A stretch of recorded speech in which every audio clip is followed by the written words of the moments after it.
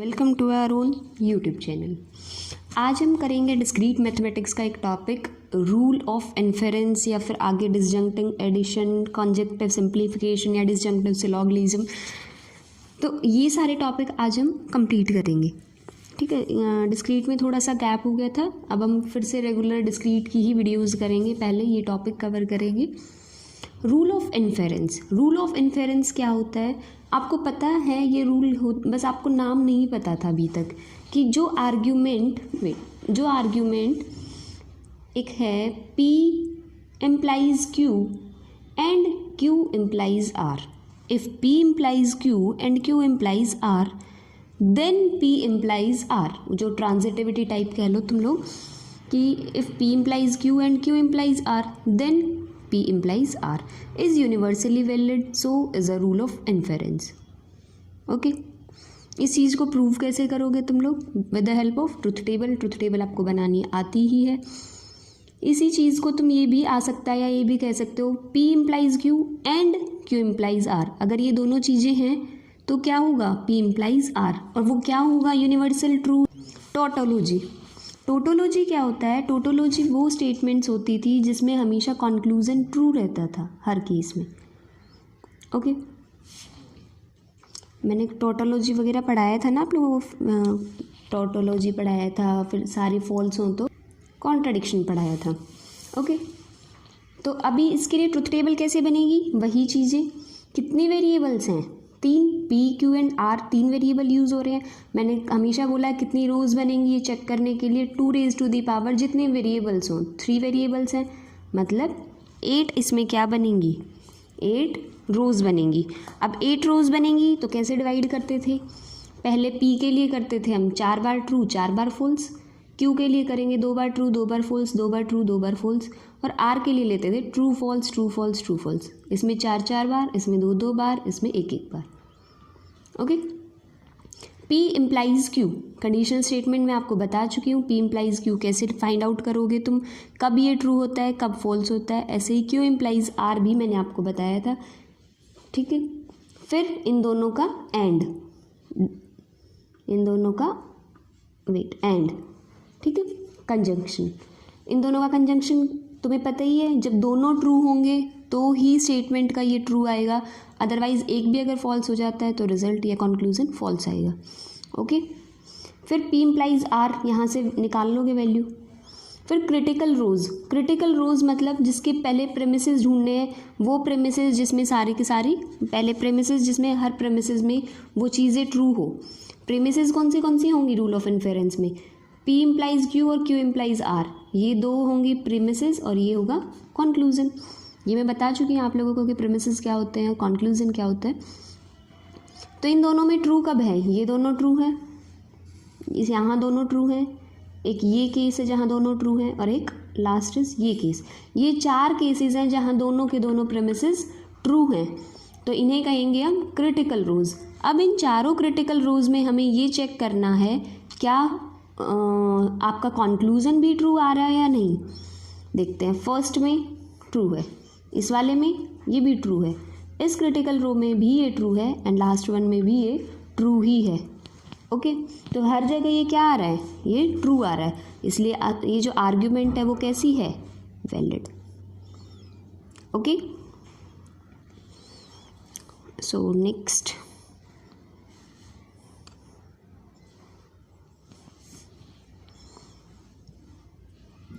है डिसजंक्टिव addition. डिसजंक्टिव addition क्या होता है?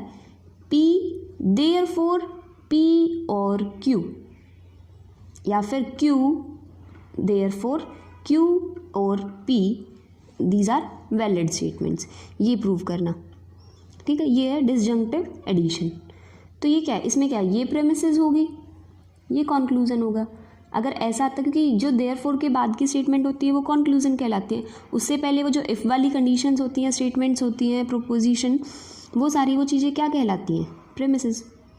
ओके, तो 2 ही वेरिएबल्स हैं तो 4 रोज़ बनेंगी 2 raised to the power 2 करके, 2 बार ट्रू 2 बार फॉल्स, 1 बार ट्रू 1 बार फॉल्स, 1 बार ट्रू 1 बार फॉल्स। P और Q, और में वही होता है कि दोनों में से कोई भी एक ट्रू हो जाए तो आंसर ट्रू होगा, अदरवाइज फॉल्स होगा। ठीक है, तो अब देखते हैं P, ये वाला किया है अभी हमने, P और Q, इसमें ये प्रेमिसेस हैं, चेक करो कहाँ कहाँ प्रेमिसेस ट्रू है, एक ये है और एक ये है। क्या इन प्रेमिसेस जहाँ ये जहाँ प्रेमिसेस ट्रू होती है उनको क्या बोलते हैं? क्रिटिकल रोज। ये जो CR से रिप्रेजेंट कर रखा है इसका मतलब होता है क्रिटिकल रोज। तो जहाँ प्रेमिसेस ट्रू है क्या वहाँ कॉन्क्लूजन भी ट्रू है?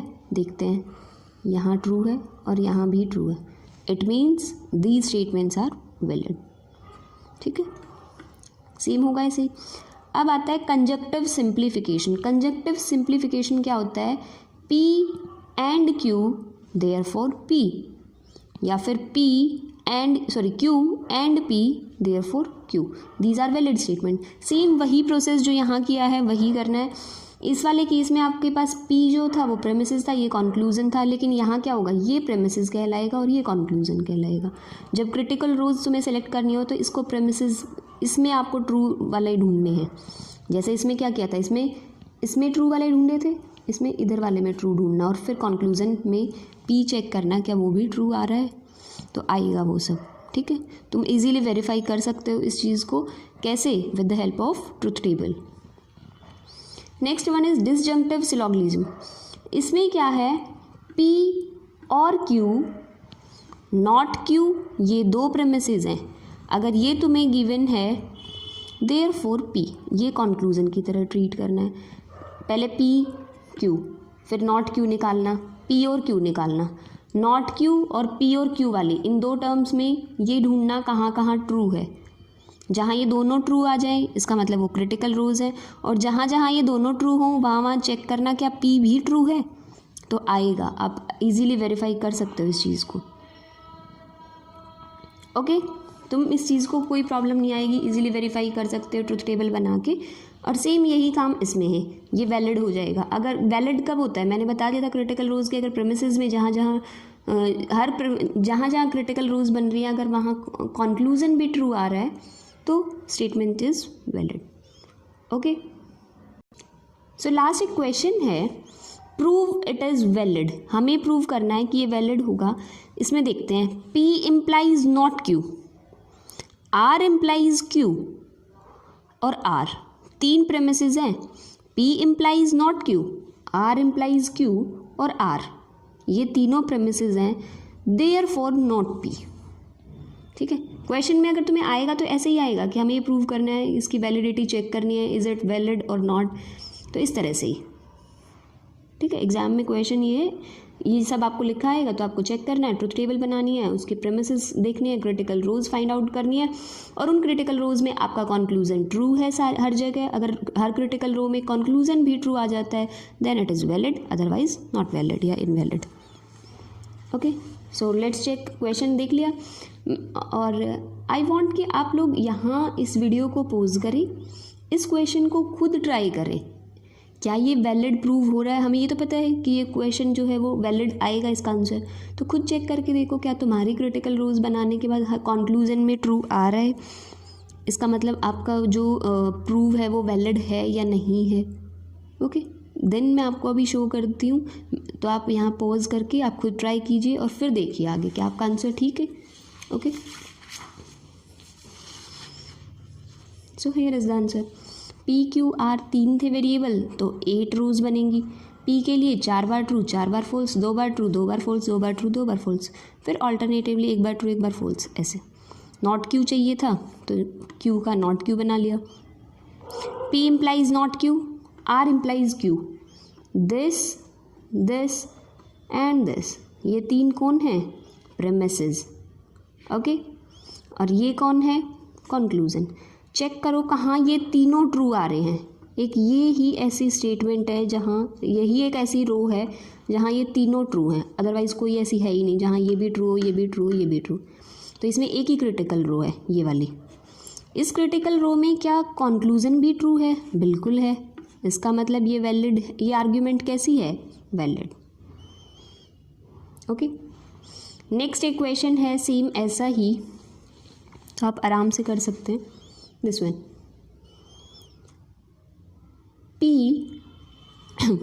P और Q, P implies R and Q implies R. If P और Q, P implies R and Q implies R, ये प्रेमिसेस हैं, देयरफॉर आर, ये कंक्लूजन है।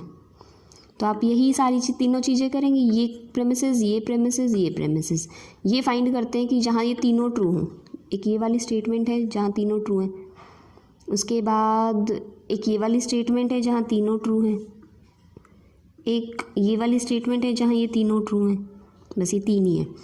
अभी चेक करते हैं क्या जहाँ प्रेमिसेस ट्रू है वहाँ कंक्लूजन भी ट्रू है। इस केस में कंक्लूजन भी ट्रू है, इस केस में कंक्लूजन भी ट्रू है, इस केस में कंक्लूजन भी ट्रू है।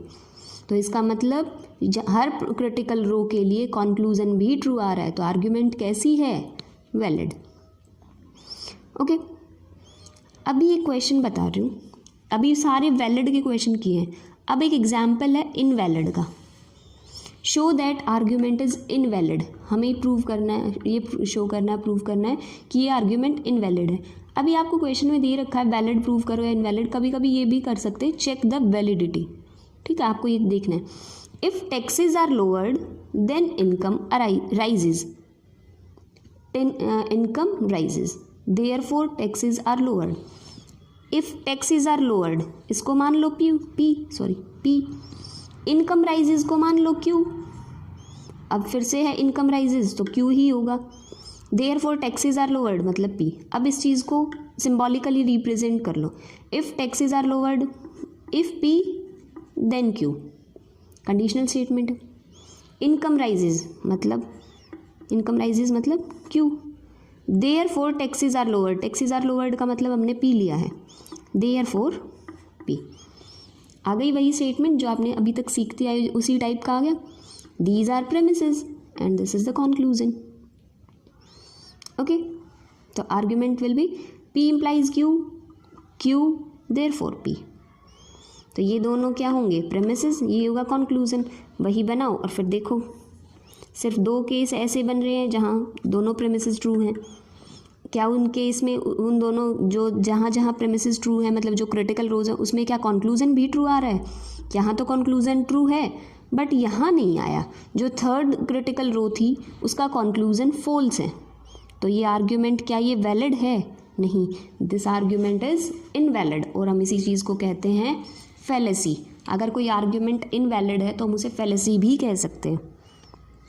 ओके, तो आज के लिए इतना ही रखते हैं। नेक्स्ट टाइम ट्रुथ सेट पढ़ेंगे, नेक्स्ट टॉपिक। ये टॉपिक यहीं कंप्लीट होता है। सो आज के लिए इतना ही। Thank you guys for watching my video. If you like it please like, share and subscribe my channel. If you have any doubt, any query, you can message me on Instagram or ask your question in the comment section also. Thank you guys.